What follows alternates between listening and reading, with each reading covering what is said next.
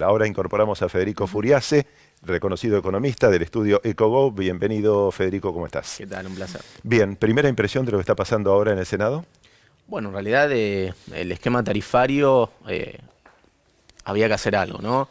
Hay que tener en cuenta, primero, para tener orden de magnitud, desde el 2003 al 2015 los precios se movieron 1.400%, la inflación, pero la tarifa de energía eléctrica se movió solo 30%, con lo cual eso generó el problema que se está debatiendo ahora, ¿no? Una carga de subsidios de 3% del producto, que fue el gran problema y lo que explicaba el déficit fiscal, y además generó falta de inversión en el sector, que básicamente explicó que el balance comercial energético, que era de 6.000 millones de dólares en 2005-2006, pasara a un déficit de 6.000 millones de dólares.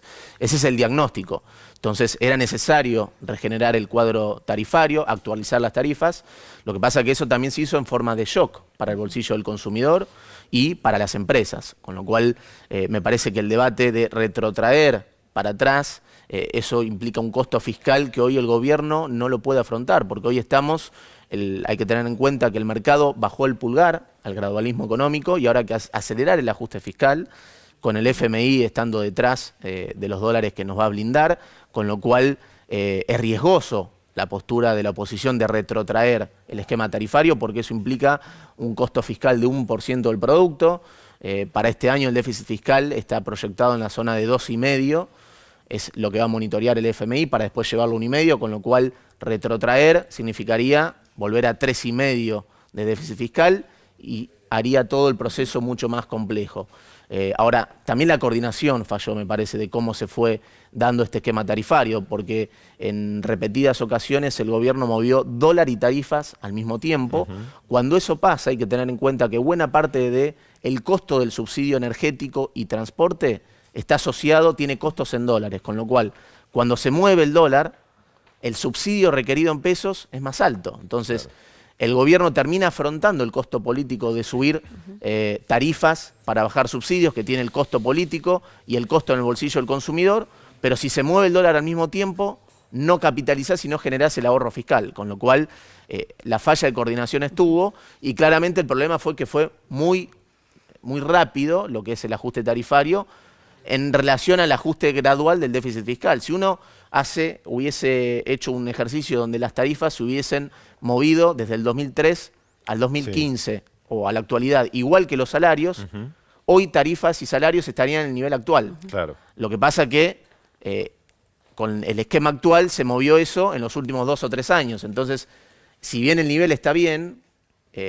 implicó un movimiento de shock para el bolsillo del consumidor, que claramente esa falla de coordinación hay que atenderla, y hoy el gobierno está con un frente político mucho más complicado para hacer frente a eso, porque el mercado le bajó el pulgar al gradualismo, con lo cual lo pone en una posición mucho más complicada para un gobierno que tenía que pivotear entre construir capital político y dar señales al mercado de que va a bajar subsidios, va a subir tarifas, va a bajar la inflación. Eso era más fácil cuando el mercado nos financiaba, digamos, este gradualismo.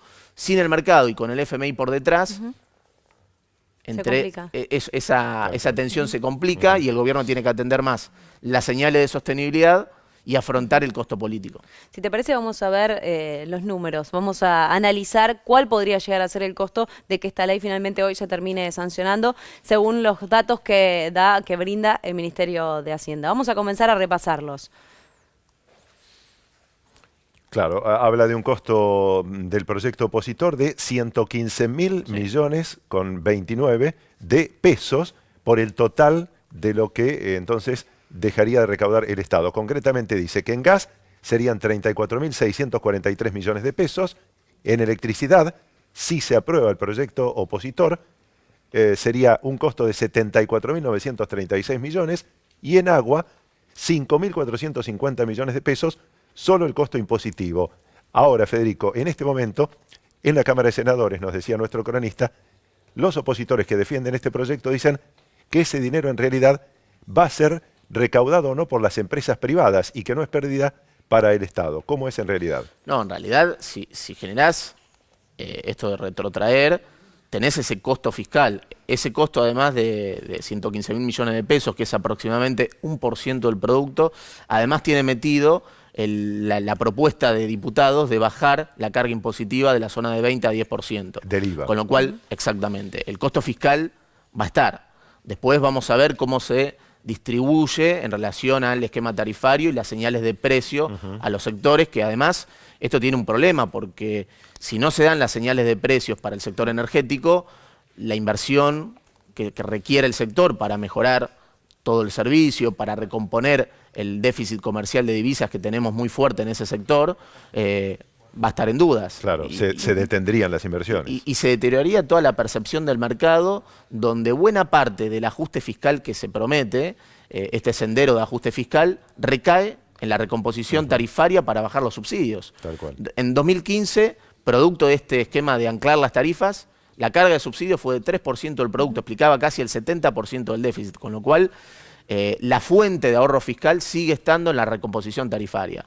Ahora bien, la macroeconomía es mucho más complicada porque el gobierno se puso 3 objetivos en este gradualismo, que era crecer, bajar el déficit subiendo tarifas y bajar la inflación con la señal de la tasa de interés. El problema es que bajar el déficit subiendo tarifas presiona la inflación y después el Banco Central tiene que subir la tasa de interés y eso termina ahogando el crecimiento económico.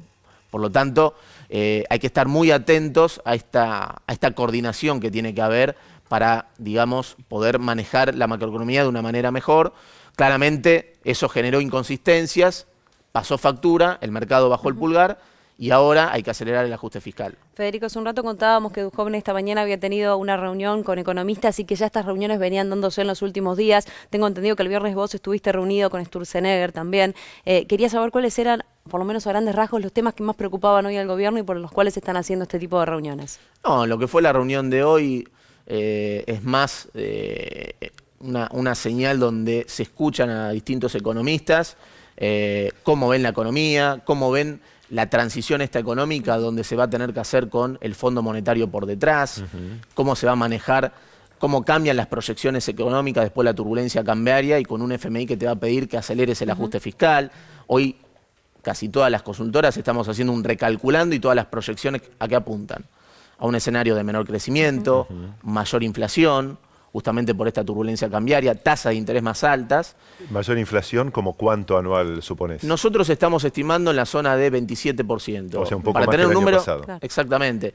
Para que dé 25, la inflación, sabiendo que mayo y junio va a estar en la zona de 2, 2,5, porque tenemos el traslado de precios de la suba del dólar, Sí. para llegar a 25 tiene que viajar al 1,4% mensual. ¿Y el dólar hasta cuándo podría subir, teniendo en cuenta que hoy no subió, pero hubo ventas por casi 500 millones? Exactamente. El dólar va a depender mucho de si el gobierno genera credibilidad en el mercado y puede surfear un frente político más complicado. Nosotros tenemos proyectado un dólar de 27.50 de fin de año, que eso tiene que ver con mantener la competitividad que tiene la foto del dólar de 25 de hoy, que es la competitividad que tuvo este gobierno en el primer trimestre de 2016 después de la salida del cepo. ¿Y para eso necesitan seguir vendiendo reservas desde el Banco Central? No, una vez que esté el desembolso del fondo, Claro. que puede ser 25.000 o de pronto un paquete de 35.000 millones de dólares, ahí se va a moderar la tensión cambiaria y justamente el dinero que te desembolsa el fondo lo que hace es blindarte de dólares hasta el 2019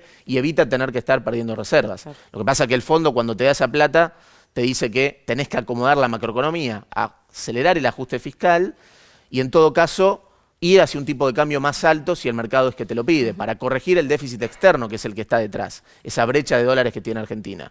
Lo que pasa es que en esa transición hacia un tipo de cambio más alto se crece menos, la inflación es más alta y la tasa de interés es más alta, con lo cual la clave va a ser cómo se surfea este frente político y sobre todo qué espera el mercado para después de 2019. ¿Hay espacio para un Cambiemos reformulado o para una posición más ortodoxa que sea amigable con las políticas del mercado de bajar el déficit fiscal y la inflación? ¿O puede haber un giro en ese sentido? Entonces, mucho va a tener que ver con eso. Federico, muy claro como es habitual. Muchísimas gracias. Un placer. Federico Furiase es economista del estudio EcoGo. Con él llegamos a esta breve pausa, tras la cual volvemos aquí en el Noti Central de la TV Pública con estos temas.